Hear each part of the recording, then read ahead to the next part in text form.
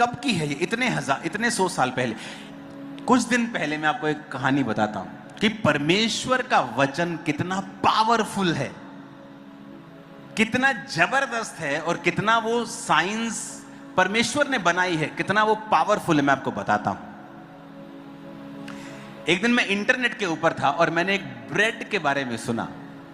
उस ब्रेड का नाम है इज़ेकियल ब्रेड। अपने पड़ोसी को बोलो यहोजकेल की रोटी। फिर से बोलो इज़ेकियल ब्रेड।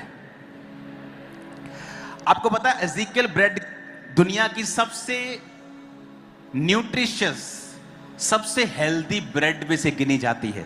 उसका नाम यहोजकेल ब्रेड क्यों पड़ा आपको पता है?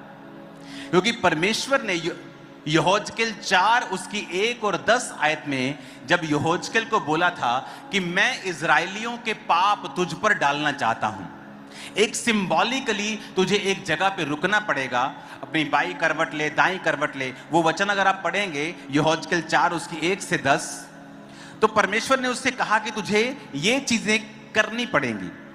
वो उठा, वहां गया, और वो सब चीजें जो परमेश्वर ने कही थी उसने की।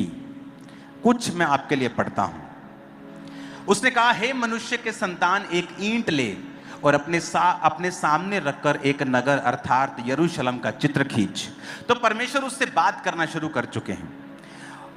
उसे घेर अर्थात उसके विरुद्ध किला बना, उसके सामने दमदमा बांध, छावनी डालो, उसके चारों ओर युद्ध के यंत्र लगा, लोहे की थाली लेकर उसको लोहे की शहरपना मानकर अपने और उस नगर के बीच खड़ा कर, तब अपना मुंह उसके सामने करके उसकी घेराबंदी कर।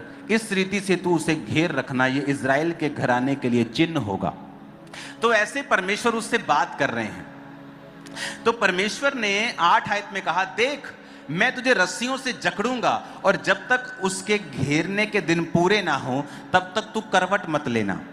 9 आयत में लिखा, तू गेहूं, इसको हम इंग्लिश में भी पढ़ेंगे, लिखा तू गेहूं, जौ, सेम, मसूर, बाजरा और कठिया गेहूं लेकर एक बर्तन में रखकर उससे रोटी बनाया करना, और जितने दिन तू करवट पर लेटा रहेगा अर्थात 390 दिन उसे खाना।